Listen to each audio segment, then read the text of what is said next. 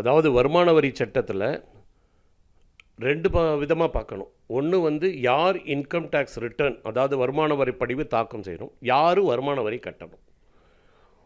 வருமான வரி ரிட்டர்ன் வந்து யாருக்கெல்லாம் 2.5 லட்சத்துக்கு மேலே வருமானம் இருக்கோ, 2,50,000க்கு மேலே வருமானம் இருக்கோ, அவங்க எல்லாம் இன்கம் டேக்ஸ் ரிட்டர்ன் ஃபைல் பண்ணணும்.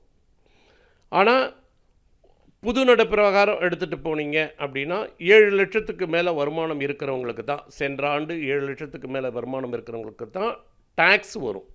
ஏன்னா அது வரைக்கும் ரிபேட் கொடுக்குறாங்க.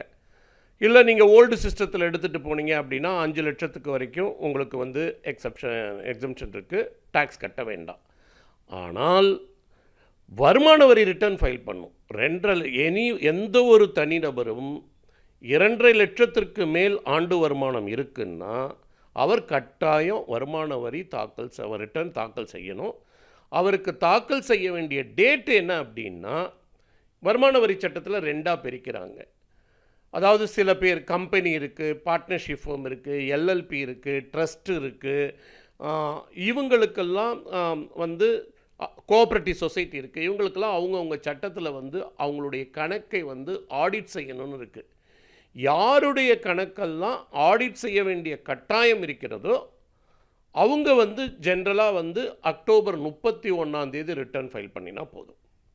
அதே நேரத்தில் யார் கணக்கெல்லாம் ஆடிட் செய்ய வேண்டியதில்லையோ அவங்களுடைய கணக்குகள் வந்து ஜூலை 31 ஃபைல் பண்ணணும். இந்த ஆண்டு என்னன்னா அரசாங்கம் வந்து அந்த வருமான வரி ரிட்டர்ன் ஃபைலிங்கில் மாற்றங்கள் கொண்டு வந்ததுனால செப்டம்பர் 15 வரைக்கும் டைம் கொடுத்துருக்காங்க. எந்த கணக்கெல்லாம் ஆடிட் பண்ண வேண்டாமோ அந்த கணக்குக்குரியவர்கள் அவங்களுடைய வருமான வரி ரிட்டர்னை செப்டம்பர் 15க்குள் ஃபைல் பண்ணினா அவங்களுக்கு பெனால்ட்டி கிடையாது.